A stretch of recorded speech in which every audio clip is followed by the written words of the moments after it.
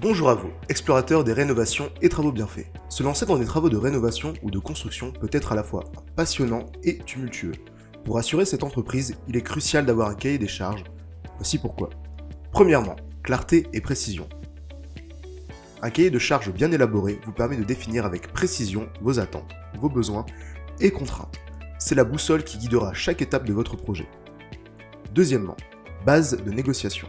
Lors des discussions avec les artisans et entrepreneurs, ce document devient votre atout majeur. Il fixe les règles du jeu, assurant que le devis proposé soit comparable et reflète vraiment vos exigences. Vous négociez ainsi en connaissance de cause, avec la certitude que chaque aspect de votre projet est pris en compte. Troisièmement, qualité et conformité. Une fois les travaux commencés, le cahier des charges sert de référence. Il assure que le travail réalisé est conforme à vos attentes. Sans ce document, le risque de malentendu, d'oubli ou de compromis sur la qualité est grand. Quatrièmement, économie intelligente. Enfin, en définissant clairement vos besoins, vous pouvez mieux évaluer les propositions et vous poser cette question cruciale. Ai-je les moyens de faire moins cher sans compromettre la qualité? Parfois, des économies apparentes peuvent devenir des dépenses cachées à long terme. En somme, un cahier des charges précis n'est pas seulement un outil de planification, c'est le garant de la réussite de vos travaux, vous permettant de tirer la meilleure partie de votre investissement. Prenez le temps de bien préparer ce document, et vous verrez que la sérénité et la satisfaction seront au rendez-vous, du début à la fin du projet. Bon courage dans votre projet et que vos rénovations se déroulent sans accroc.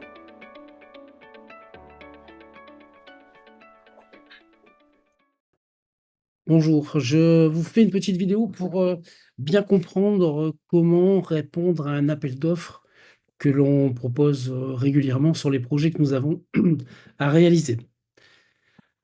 Alors le premier point, quand vous téléchargez le dossier, vous allez retrouver comme ici, j'ai pris un dossier en exemple. Vous allez retrouver donc la partie demande d'offres aux entreprises. Vous avez alors en général, ce sont toujours la même façon de classer tous les fichiers. Donc vous avez les fichiers Excel à compléter, les photos et vidéos éventuelles, les plans, le règlement de consultation avec le CCTP et toutes les pièces qu'on va détailler, les études qui ont pu être réalisées et éventuellement les matériaux. Alors suivant les types de projets, on n'a pas toujours toutes les pièces, mais vous avez suffisamment d'informations pour pouvoir proposer, chiffrer votre solution, ce que vous proposez. Alors premier point, on va aller regarder dans les plans. Dans les plans, vous retrouvez donc ici on a un APD. Vous pouvez également avoir, sur certains projets, le permis de construire.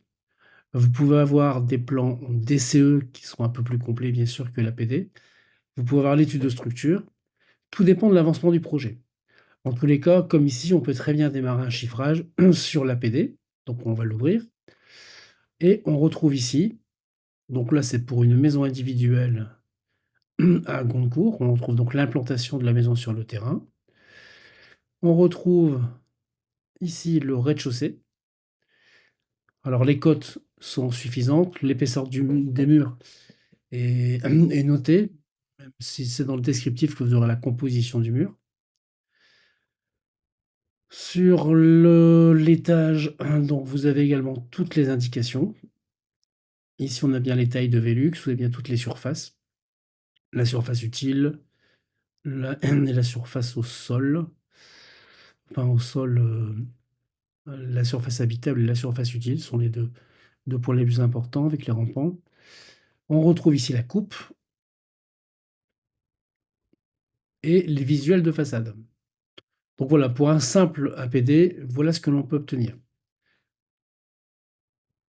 Lorsque vous aurez des plans DCE, ils viendront compléter en détaillant beaucoup, beaucoup plus. Tout dépend encore une fois de l'avancement du projet, mais là, normalement, vous avez toujours de quoi chiffrer.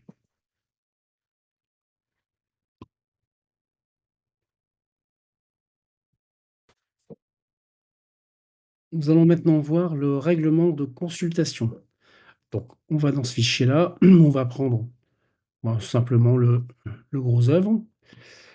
Donc vous retrouvez en premier point, donc tout le sommaire, le gros œuvre. Donc on vous met l'objet de la consultation, les intervenants, donc là nous intervenons en maîtrise d'œuvre. Ici, il n'y a pas de coordination de travaux attribuée. Le contrôle technique n'est pas attribué également. On retrouve toute la structure des lots. Donc là, sur la procédure de consultation, bon, il n'y a rien d'extraordinaire. C'est simplement la façon dont on consulte, mais bon, ça n'a pas trop d'intérêt pour l'instant. Là, on vous dit bien qu'on vous propose une solution. Celle-ci après on peut en discuter une fois qu'on a sélectionné les entreprises avec lesquelles on pense pouvoir travailler. Donc effectivement, il peut y avoir une discussion, on peut retravailler dessus. On peut avoir des variantes, sachant qu'on réétablira l'offre complète à ce moment-là et que l'on validera un marché de travaux derrière. On demande à ce que la validité de vos offres soit valable 90 jours. L'analyse des candidatures. Donc en fait, on vient noter suivant certains critères, on vient noter chaque entreprise candidate de façon à ce que les clients, le maître d'ouvrage, puissent se faire un avis de l'entreprise qui propose ses prestations. Donc là, la notation, là, ce qui est important, c'est de savoir que on va travailler sur le prix est important pour 50 points. Les moyens humains mis sur le chantier, 10 points. Donc là, il suffit d'expliquer quel est le personnel que vous pouvez mettre en place sur le chantier. S'il y a un chef d'équipe, un manœuvre, 3 ouvriers, 4 ouvriers, voilà. À vous de bien décrire les moyens humains que vous comptez mettre. Le planning des travaux comportant une description de l'organisation du chantier et sa cohérence par rapport aux moyens mis en œuvre. Donc là, encore une fois, il y a une proposition de planning, sachant que le point de départ peut être décalé, mais que les durées d'intervention sont déjà notées. On ira beaucoup plus loin ensuite sur ce planning en détaillant le phasage dans le cadre de notre mission PC. Quelles sont les dispositions prises pour la sécurité du chantier pour 5 points? Alors là, il s'agit essentiellement de bien mettre en avant que effectivement, les ouvriers ont bien les EPI, que vous avez en tête de protéger les trémies, de mettre des échafaudages, des échelles, etc. Le SPS est assuré par la maîtrise d'œuvre et le maître de l'ouvrage sur des chantiers simples. Donc en fait, il faudra certainement qu'on vous demandera de faire quand même un PPSPS pour garantir qu'en cas de contrôle de l'inspection du travail ou autre, c'est qu'on ait bien prévu tout ce qu'il fallait. Ensuite, on vous demande ici pour 10 points la qualité des matériels et matériaux fournis, ainsi que leurs moyens de mise en œuvre et les garanties apportées. Donc c'est là où l'idéal, c'est quand même de mettre dès le départ les fiches techniques des produits que vous proposez, même si dans le CCTP, on vous indique qu'on souhaite a priori tel et tel produit. C'est important qu'on ait toutes ces fiches au début et non pas seulement à la fin en DOE quand on les a. Il faut vraiment, dès le départ, apporter ces points-là. Et ensuite, on vous demande également pour 10 points si vous avez inscrit au programme, coaching de BTP Performance, qui est une formation que nous proposons pour vraiment aider les chefs d'entreprise à développer leur entreprise et disons que c'est très, très utile de savoir que l'entreprise cherche à ce qu'on appelle en termes de qualité, cherche à rejoindre le principe de l'amélioration continue. Ensuite, le dossier de consultation lui-même, il va comprendre le présent règlement, l'acte d'engagement, le CCAP, ça c'est le marché, le CCTP, c'est le descriptif du travail à faire, les bordereaux de prix unitaires dûment remplis et acceptés, et un jeu de plan relatif à l'opération au niveau APD au minimum. Et ensuite, il y a un contrat de coordination et de frais de maîtrise accepté. Donc, la présentation, on demande toujours l'extrait CABIS, l'attestation d'assurance valide, l'attestation de vigilance sur SAF. Ça, c'est le plus important pour qu'on puisse, ne serait-ce que regarder la proposition qui est faite. Si on n'a pas l'identification de l'entreprise à ce niveau-là, déjà, on n'a pas trop envie d'aller plus loin, quoi. Ensuite, là, vous avez le renseignement permettant d'évaluer les capacités professionnelles, techniques et financières du candidat. Donc, d'indiquer ce que vous avez comme outillage, comme matériel, vraiment présenter votre entreprise, qu'on sache à qui on a affaire. Il faut se mettre, vraiment en tête que nous, quand on propose une entreprise à un client, bah, il faut qu'on puisse, quelque part vendre l'entreprise. C'est pour ça que c'est bien de savoir, si vous êtes RGE ou pas, si vous avez, comment dire? Des photos de chantier déjà réalisées, des choses comme ça, quoi. C'est vraiment pour pouvoir présenter votre entreprise. La capacité des sous-traitants et autres opérateurs, ça c'est la même chose, mais pour vos sous-traitants, si vous en proposez. Ensuite, l'assurance dont on en a parlé. Ici, donc si on revient sur à l'appui des offres et le demander, les documents suivants pour chaque lot: un acte d'engagement, l'acte d'engagement accompagné par les demandes d'acceptation de sous-traitants, les conditions de paiement et cetera. Le cahier des clauses, administratives particulières et le cahier des clauses techniques particulières. Ici, le cahier des clauses administratives particulières, CCAP, c'est donc le marché. Ensuite, le bordereau des prix, on en a déjà parlé. Le cadre de détail estimatif destiné au jugement des offres. Bon, ça OK, c'est le DPGF. Ça revient, c'est surtout le bordereau qui est important. Et si on vous redit ce qu'on vient de dire, en fait, c'est de bien décrire comment vous pensez proposer de faire le travail. Pour les variantes, là, en fait, il suffit de proposer à côté, vous verrez dans le fichier Excel qui sert à répondre, vous avez toute une série de lignes, vous pouvez les utiliser pour proposer autre chose. Le retrait du dossier, ça, c'est uniquement sur internet.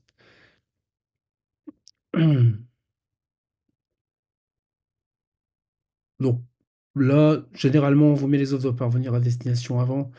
En général, quand on édite une offre, on laisse 1 mois pour répondre. Voilà. Et ici, les validations. De toute façon, c'est le marché que l'on mettra en place qui fera office pour acter les négociations éventuelles, le prix sur lequel on se met d'accord. Ensuite, sur le CCAP, donc sur le marché. Donc le marché, ce qu'il faut bien comprendre, c'est qu'en fait, on a des clauses particulières qui sont adaptées par rapport à la norme AFNOR, la NFP 03001. C'est une norme AFNOR qui reprend pour les marchés privés vraiment tout le détail, toute la façon de fonctionner. Il y a vraiment tout ce qu'il faut, c'est impératif à connaître. Il faut se plonger dedans au fur et à mesure et on retrouve vraiment la réponse à beaucoup de questions sur le déroulement d'un chantier. Et on vous en parle ici. Donc là, on vous dit les différents intervenants, les pièces qui sont jointes, qui ne sont pas jointes, les pièces annexes, les fournitures de documents, la sous-traitance, comment ça fonctionne. Bien comprendre que quand on fait une sous-traitance, on est assujetti à la loi de 75, c'est-à-dire que on doit faire agréer son sous-traitant à la maîtrise d'ouvrage et ensuite on doit avoir soit une caution bancaire, soit une délégation de paiement pour les paiements. Au niveau des travaux, ici du type de marché de travaux, on va travailler sur du marché à prix forfaitaire global.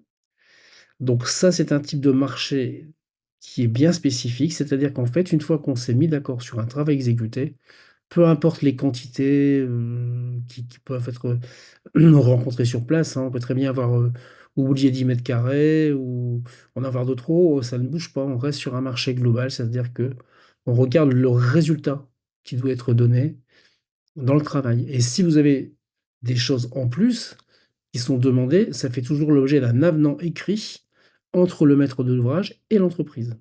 S'il y a pas d'avenant, il y a pas de travaux complémentaires et vous devez faire ce qui est prévu dans le marché global forfaitaire. D'évolution des marchés, ça on en a déjà parlé. Les rendez-vous de chantier, donc vous verrez dans la norme AFNOR, il est impératif d'être présent au rendez-vous de chantier. Donc même si vous n'avez pas été convoqué, dans tous les cas, c'est toutes les semaines pendant votre temps d'intervention. C'est sûr que, le peintre n'a pas besoin d'être là pendant le gros œuvre. Donc en fait, on vous demande d'être présent 15 jours avant votre intervention et pendant l'intervention au minimum. Des comptes rendus sont établis à chaque, fois. Normalement, on a 2 comptes rendus par mois. Donc là, on reparle du mode d'évaluation des prix global et forfaitaire. Les variations dans les prix. Alors là, actuellement, Effectivement, on fait toujours une formule d'actualisation par rapport au BT01. À vous de bien indiquer les éléments du prix de départ et du prix d'arrivée. Ça, on peut en rediscuter quand on fait les validations de paiement. Les honoraires des bureaux d'études. Alors en général, les études de structure sont... En général, je les fais payer directement par le maître d'ouvrage. Par contre, tout ce qui est des charpents de couverture, ça, ce sont les entreprises qui doivent le fournir. Et pareil pour tout ce qui est derrière, tous les autres lots, c'est au si on a besoin de bureaux d'études, c'est à l'entreprise de l'assumer. Bon, les frais de dossier, ça, c'est rien. La retenue de garantie, donc là, on applique la retenue légale de 5 sur chaque, facturation et on libère les 5 une fois qu'on a levé les réserves de réception. Vous pouvez également prendre une caution. Aujourd'hui, une caution sur internet, ça coûte pas très cher, mais ça permet de garantir au maître d'ouvrage que toutes les petites finitions seront bien reprises en fin de chantier. Les pénalités. Donc les pénalités de retard, elles sont comptées par jour calendaire. Dès l'instant où vous dépassez le délai que vous avez donné, qui était mis dans le marché de tout au début. Les pénalités en cours de travaux peuvent être récupérées évidemment, hein. Alors souvent ce qu'on fait, c'est qu'on fait une provision pour les pénalités quand on s'aperçoit qu'il y a vraiment beaucoup de retard et qu'il y a pas de solution, enfin voilà. On fait une provision et tout est définitif à la fin du chantier. Tout ce qui est sécurité, protection de la santé, donc si, on ne respecte pas ce qui est demandé, il y a une pénalité également.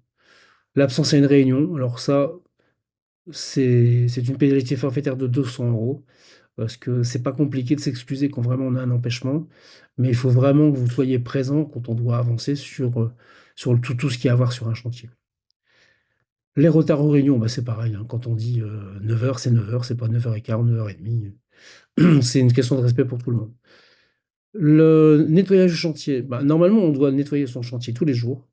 Il y a pas de raison que de toute façon, on peut pas faire du bon travail si on est sur un chantier qui est sale. Donc en fait, là, il faut vraiment prévoir de nettoyer son chantier. S'il manque des documents, au bout d'un moment, c'est pareil, on vous met une pénalité si vraiment on est embêté avec ça. Ensuite, si vraiment, vraiment, il y a trop de retard, il y a trop de choses qui vont pas et cetera, le maître d'ouvrage est en droit de mettre fin au marché.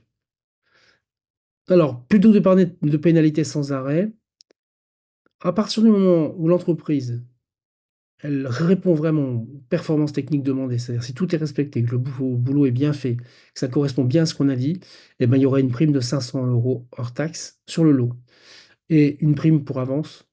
Alors, c'est pas une prime pour avance sur chantier, c'est une prime simplement si tout est réalisé dans les délais. Donc pénalité, mais également une prime si au moins on se conforme à réaliser ce que l'on a dit.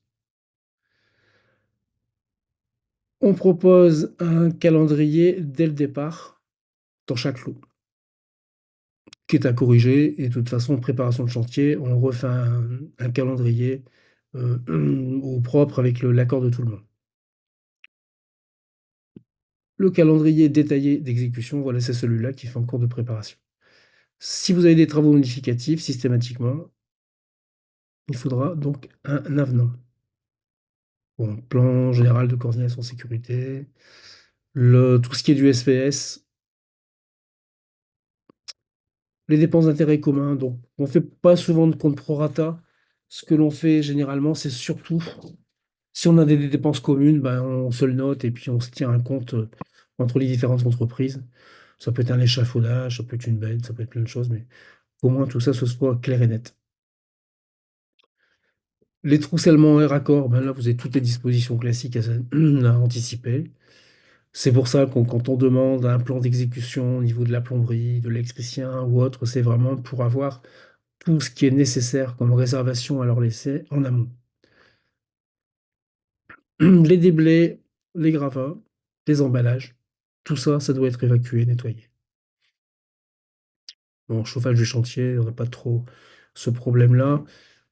Tout ce qui est important, c'est souvent quand on a fait une chape anhydrite, c'est que des fois, il faut prévoir des U pour pouvoir faire sécher plus vite. Mais ça va pas plus loin. Préparation de l'exécution. Alors ça, c'est une période importante qu'il faut vraiment, vraiment avoir en tête si on veut réussir un chantier aujourd'hui. En fait, il y a 60 jours. Nous, on prend 60 jours pendant lesquels toutes les entreprises se réunissent. Vous avez après une fiche qui vous dit ce qu'il faut préparer comme document. Et il faut vraiment que cette période, elle soit faite au maximum dans le sérieux. C'est la période où on fait le chantier en virtuel. Voilà, il faut que tout soit défini, tout soit fait pendant cette période-là. C'est là où il y a les plans d'exécution, les notes de calcul, tout ça, il faut vraiment qu'on ait tout ce qu'il nous faut avant de démarrer. L'implantation des ouvrages, donc là, je préfère que ce soit un géomètre qui soit en responsabilité sur cette partie-là. L'affichage des panneaux, ça, on s'en charge. Après, en pub, vous pouvez mettre ce que vous voulez. L'exécution des travaux. Donc bon, là, on vous reparle de l'exécution, des réunions de chantier dont on a parlé. Ici, on a essayé de répertorier comment réagir quand on rencontre des problèmes. Alors, il peut y avoir des problèmes qui sont dus au maître d'ouvrage ou au maître d'œuvre.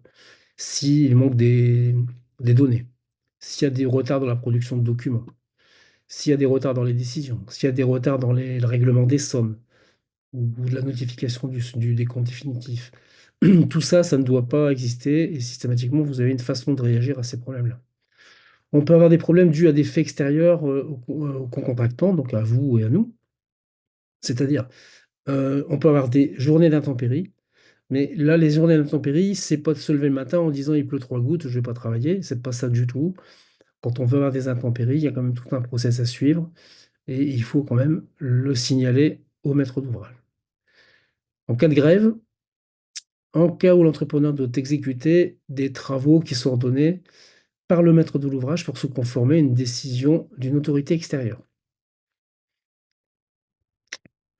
Des travaux urgents, c'est sûr que si on a quelque chose qui menace de s'effondrer, on va pas attendre que ça tombe et qu'on ait fait un avenant pour le faire, on le fait, on voit ensuite. En cas de défaillance d'autres entreprises, là, ça peut poser des problèmes. Heu, Bah, forcément, ça peut vous créer du retard. Les problèmes liés aux actions de l'entrepreneur. Alors là, c'est défaillance d'ordre administratif ou financier, si on n'a pas tous les éléments qui sont demandés. Pardon. Retard dans la production de documents d'échantillons, des travaux non conformes, des retards dans l'exécution et ici, on a une clause d'abandon de chantier. Alors là, c'est une clause importante, c'est-à-dire que quand on voit que vraiment ça va pas, lorsque l'entrepreneur, après mise en demeure par lettre recommandée de reprendre le chantier, n'a pas fourni de planning mis à jour et validé par le maître de l'ouvrage dans les 8 jours, il est réputé avoir abandonné le chantier.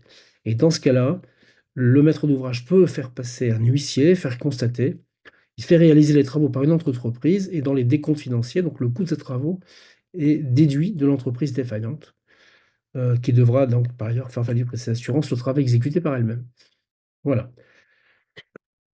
La réception, donc là, c'est faut bien avoir en tête qu'il faut toujours réceptionner son chantier, parce que de toute façon, c'est le point de départ des garanties. Donc en fait, sinon, vous êtes toujours responsable. Tant que c'est pas réceptionné, c'est l'entrepreneur qui est responsable du chantier. Donc en fait, là, il y a tout un process pour faire cette réception. Constatation des droits à paiement. Donc là, généralement, on fait une situation par mois. Quand la facture est validée, quand tout ça, là, en fait, le virement doit être fait dans les 8 jours. Voilà. C'est à l'entrepreneur de remettre son état d'avancement. Et là, en fait, on a une fiche de synthèse qui permet de bien voir comment on prend, c'est-à-dire, par exemple, au niveau du placo, comment on répartit le pourcentage pour le raillage, le pourcentage pour la pose des plaques, le pourcentage pour les calicots et enduits, et cetera. Donc en fait, tout ça, il faut quand même avoir en tête de demander de faire votre situation pour qu'on puisse nous, on puisse saisir et puis faire la validation. Ici, donc, vous avez les délais qui sont repris au niveau des acomptes, au niveau des soldes et les intérêts moratoires, éventuellement. Il n'y a pas d'avance forfaitaire qui est versée au départ. Vous avez juste 10% qui sont versés en période de préparation pour les premiers lots. C'est-à-dire on va pas les donner 10% pour le peintre quand on commence une maison individuelle, où la peinture, ça va être un an plus tard. On va donner sur le gros œuvre, un peu avant de démarrer la charpente, on va également donner. Et si vous avez des matériaux à acheter, ben, il suffit d'acheter, d'avoir votre facture, de la produire. Voilà, j'ai une facture à quitter, j'ai le matériel qui est stocké dans mon entrepôt chez mon fournisseur pour tel client. et quand j'ai ça, donc moi je débloque l'argent pour que ça ne vous fasse pas de trésorerie dehors.